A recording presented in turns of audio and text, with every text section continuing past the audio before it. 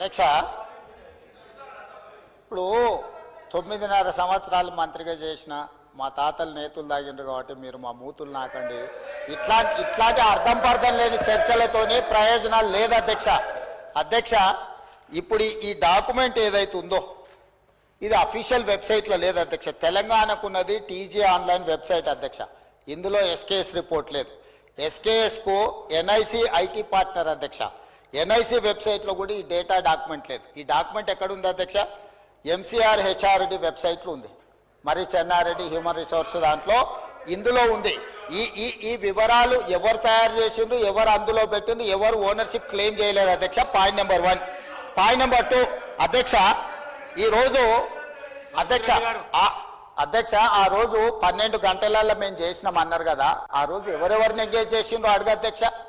దారిన పోయే దానే నుంచి ఎవడు వస్తుండో, ఎవడు పోతుండో, ఎవరికి ఏ బాధ్యత ఉందో, ఎవరు చేసిండో వాళ్ళ వివరాలు వీళ్ళ దగ్గర ఉన్నాయి అధ్యక్ష. ఇండ్లలోకి వచ్చి అడిగినోడు ఉదయం 7 గంటల నుంచి సాయంత్రం 7 గంటల వరకు 12 గంటల్లో ఇన్ని కోట్ల మందిని మేము చేసినామని వాళ్ళు చేస్తున్నామని చెప్పడానికి నటించి చేసిరు.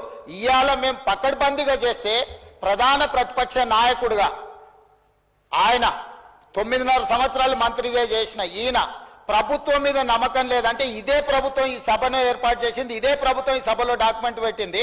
ఎందుకు చర్చలో పాల్గొంటుంది అధ్యక్ష? అసలు అర్హత ఉందా? అసలు ఈ చర్చలో పాల్గొనే అర్హత ఉందా అధ్యక్ష?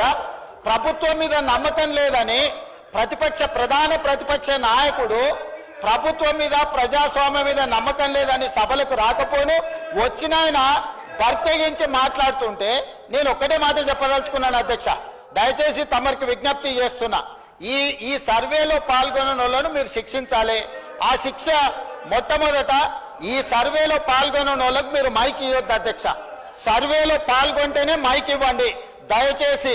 ఎవరైతే ఈ సర్వేలో పాల్గొనలేదో, ఈ సభలో మాట్లాడే అర్హత లేదు, వాళ్ళకు దయచేసి తమరు మైక్ ఇవ్వొద్దని అందరి సభ్యుల తరఫున నేను మీకు విజ్ఞప్తి చేస్తున్నా అధ్యక్ష.